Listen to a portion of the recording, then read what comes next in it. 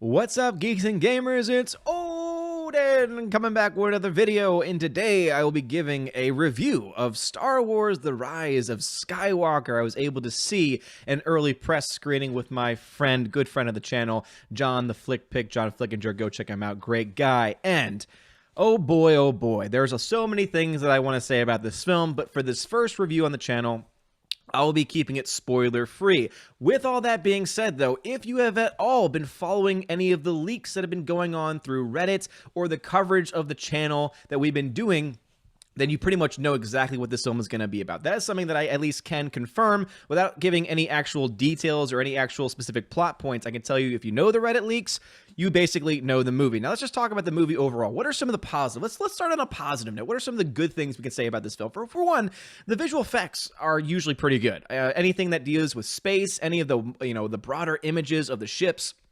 and the stars and all that kind of stuff, all that is very well done, and that's what we expect. You have a multi-billion-dollar corporation in Disney. They're going to be able to afford people that are going to make the movie look pretty. It's well shot, it's well put together in that way.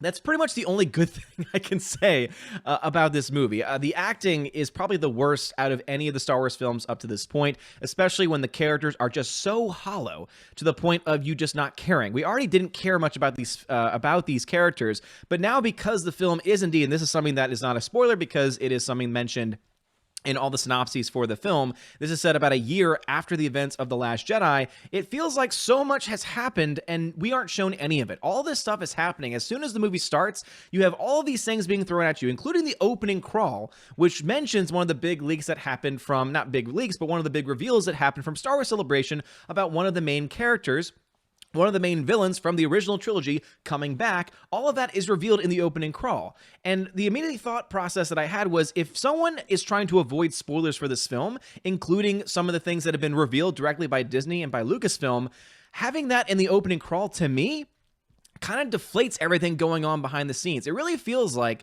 there was a movie in here that needed to happen prior to this film in order for this film to make any sense, which says two things. One, that J.J. Abrams obviously had a lot of ideas in mind after The Force Awakens that Rian Johnson decided to not listen to, and two, that Disney Lucasfilm, and Kathleen Kennedy specifically, has no idea what she is doing.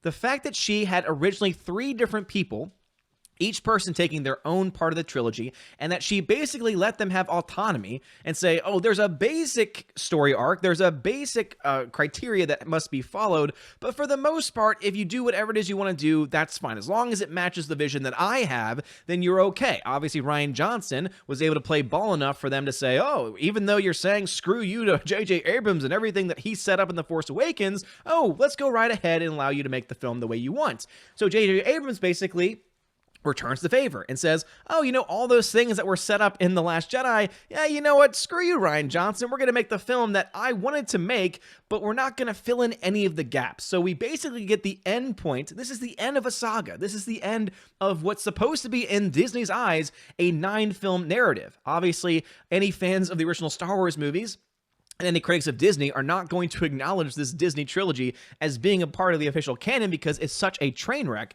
But the fact that this film tries to act as if the audiences are dumb, and maybe some audiences are, and say, we can just throw a bunch of names, a bunch of characters, we can have people make assumptions about the characters, and we don't have to explain anything, and it will get by. Another way of explaining this film is it is mystery box the movie, because there are so many plot conveniences. For one, that's a big problem, is that things just happen and characters just appear. Time is really not a construct that they seem to be paying much of attention to or really care about, because characters will be in one place 1 second and then literally in the same day will show up in another place, and they're supposed to be, thousands upon thousands of miles away from each other. And of course, you can argue, well, light speed travel, etc. But you always felt like, in the older films especially, that they always try to make it clear that time is passing a lot of time is passing from traveling to point A to point B. Even if you can travel at the speed of light, there is still a lot of distance that needs to be covered, and that takes a lot of time. At least narratively takes a lot of time. They don't really care about that in this film. If a character needs to show up, they will have that character show up and not explain it whatsoever. So everything is rushed, everything is just thrown on the screen, and it is a giant mess. This is a film that is a giant mess. Even just looking back and talking about this film objectively, no one can say that this film is not a mess. Anyone who's going out of their way to say this is the greatest Star Wars film that's ever made, that this is the greatest film they've ever seen, is lying. And there's really no other way to explain that. I don't want to really call out people for their opinions, but when you are going to go ahead and just completely ignore, especially people that have been seeing the film already, who are supposedly critics, supposedly access media, the fact that they should have some level or some sense of objective sincerity to their careers, the fact that they're coming out and just some of them shilling, some of them aren't. Even John Campea has come out and said, "Oh yeah, I didn't like it. Some people might like it, but I didn't like it." But you still have others that are just going out of their way to praise the film. I think it's just so disingenuous, because are there parts of this film that some people like? Absolutely. There's a lot of fan service elements. There's a couple of things in here where you say to yourself, really? You're going to throw that in there? Basically, it's like, let's throw everything. J.J. Abrams said, let's throw everything in the kitchen sink at the fans, and some things will stick, but cohesively as an entire unit, it won't work. But only a few people, right? Only a few people actually care about getting coherent, cohesive storytelling, right? Based on the films that have been making a crap ton of money recently, they might be onto something. But it is just all over the place. There are a lot of new things added in that break canon, or at least cause problems for canon in the film as well, especially with that opening. I always say this much: the character of Finn is once again yelling Rey every 5 seconds, it seems. Basically, that's what his character has become, is let me just be the person to yell, Rey, Rey, every time that she decides to do anything on her own. There is a lot of new force powers that have been added into the film as well. Obviously, as I said before, I'm not going to go into too much detail on that, but there are a lot of force powers added in, and there are a crap ton of cameos in this film as well, which is what we expected. Again, as I said, if you have read any of the Reddit leaks, if you were watching the stream on the channel just the other day when we were going through some of those leaks, all of them have indeed been confirmed. I can confirm, having now been a member of the Geeks and Games team that has actually seen the film, can confirm that all of those major leaks that we have been discussing have indeed been proven to be true. I will be going into more detail on this. We might have a live stream on the channel before the movie goes live on Thursday, just to talk about those things and have just like a Q&A back and forth. We'll see. I'll talk to Jeremy about that. And I'm literally making this video, which is going to go live around 3:01 a.m. So if you're up this early watching this video, thank you so much for the support. Go check me out on Odin's Boo Blog. Go check out my channel, because I'll have a vlog style video with John the Flick Pick over there. But overall, this film is just a giant mess, and it really comes down to, and I was talking with John about this, it all comes down to The Last Jedi. The Last Jedi is the film that destroyed everything.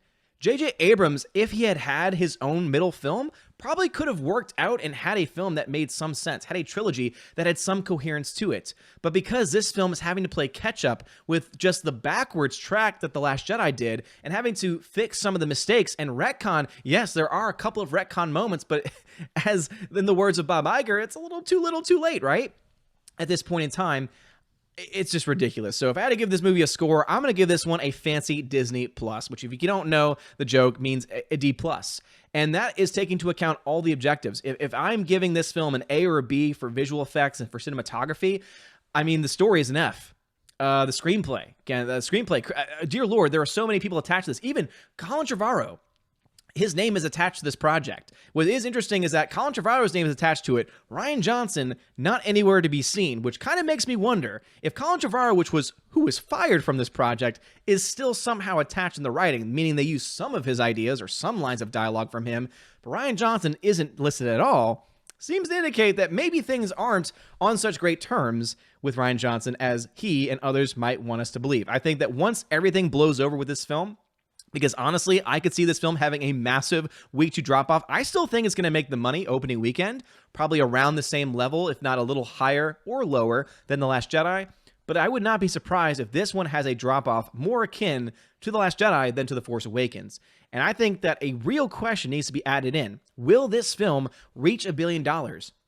At this point in time, I honestly don't know. I think that this is going to be a movie that's going to piss off enough fans to say, yeah, this was a lazy movie. They had 2 years to work on this film. J.J. Abrams had, again, everything at his disposal, and what he ended up doing was he ended up taking footage, supposedly new footage of Carrie Fisher, which really wasn't. It was a lot of just repurposed footage, throwing her in random scenes every now and then just totally screwing up every single landing. This film was rushed. This film was trying to be filled with fan service, try and bring some fans back. But I can tell you very clearly, this film fails on a multitude of levels, not just among fandom, but also from an objective standpoint. It is a giant mess. But anyway, let me know your thoughts. Have you seen The Rise of Skywalker? Do you plan to see The Rise of Skywalker? Please let me know. I know Jeremy and them are going to try and see it Thursday, so that way they can give their thoughts. We'll probably have a giant council on Friday Night Tights to talk about the issues of the film. The entire time I was watching this, I was trying to take notes, and I scribbled a few things down, a few spoilers, and just a few confirmations, but also just basic stuff. I could say this much. Mahler is going to have a field day with this movie, because this movie is so objectively flawed. I mean, I think that might be the longest EFAP episode of all time, which is saying something, and hopefully that speaks volumes. So anyway, let me know your thoughts about that and all the things I talked about in the comment section below. If you like this video, smash that like button, give us a subscribe, and please subscribe over to the Odin's Vlog channel. We're right around 20,000. We might have even passed 20,000 by the time this video goes live. And good morning to you all if you are 3 a.m. in the United States.